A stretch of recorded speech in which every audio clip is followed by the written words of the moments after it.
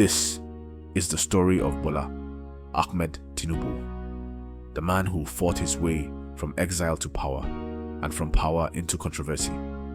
The end of the story will shock you. Hello, News Wahala is here. If you are watching for the first time, here I give you full biography of every iconic individual or legend who have lived there in a good or ways. Kindly subscribe to my channel if you really like this video. Bola Tinubu claims to have been born on March 29, 1952 in Lagos, Nigeria, but even his birth and identity have been questioned. Some reports allege his real name was Amoda Ogunlere and that he may have altered records along the way, a mystery that would haunt him for decades. In the documents he filed with Nigeria's electoral body in the 1990s, Tinubu claimed he attended Government College, Ibadan, and Chicago State University. But years later, the Chicago University would confirm that while someone with the name Bola Tinubu attended their school, the certificate submitted to Nigeria's INEC was not issued by them. This sparked national uproar and legal battles. Yet, Tinubu has always insisted his hands are clean. During the late 70s and early 80s, Bola Tinubu worked in the United States, reportedly as an accountant with Deloitte. But in 1993, his name popped up in a serious case. US federal investigators linked Tinubu to bank accounts suspected of laundering money for a heroin trafficking ring.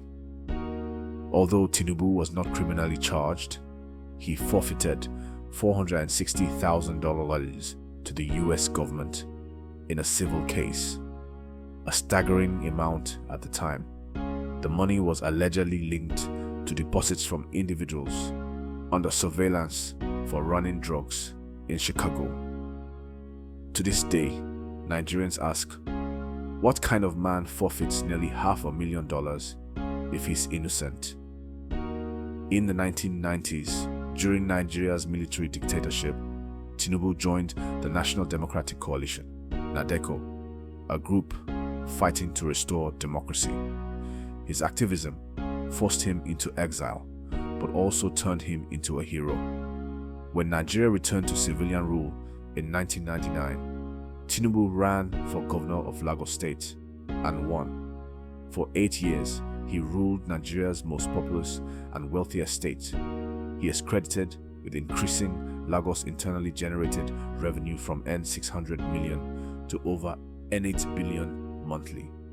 He renovated roads, improved hospitals, and even launched Jigi Bola, a free eye care initiative for the poor. But it wasn't all rosy. After his 2 terms as governor, Tinubu didn't fade away like others. Instead, he became something more powerful, a kingmaker. Almost every governor in Lagos since 2007 was handpicked by him. Ministers, senators, house members, all loyal to the man called the Lion of Bodilion, a nickname that referenced his mansion on Bodilion Road in Ikoyi, Lagos. Critics say Lagos became his personal empire. Even more controversial was the firm Alpha Beta, allegedly connected to Tinubu. This company took a commission from Lagos taxes, estimated to be worth billions of naira. A whistleblower once accused Alpha Beta of N100 billion fraud, tax evasion, and money laundering. No court has convicted Tinubu, but the allegations won't go away. In 2019, a video surfaced online. 2 bullion vans entering Tinubu's home in Lagos on the eve of Nigeria's general elections. When reporters asked what the cash was for, Tinubu boldly replied, "Is it your money? I have not stolen government money."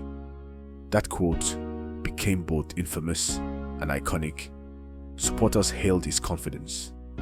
Critics saw it as a confession of unchecked power. In 2022, Tinubu shocked many by declaring, "It's my turn. He was referring to his long-awaited dream to be president of Nigeria. That phrase, "Emi Lokan, it's my turn," sparked both motivation and mockery.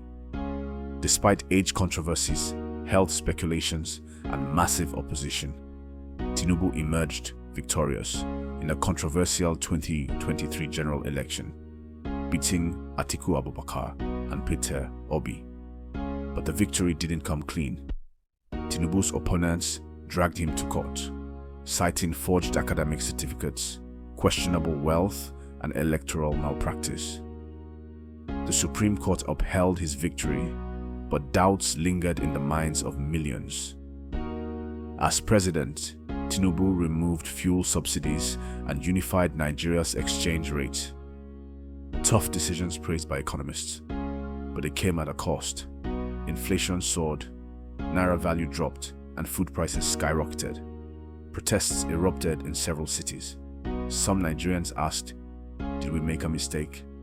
In late 2024, a global investigative group, OCCRP, listed Tinubu among the world's top 3 most corrupt political figures. While the Nigerian government dismissed the report, it added more weight to his already controversial reputation. Even more damaging was his unexplained wealth. Offshore bank accounts, real estate in London and Dubai, and influence across West Africa.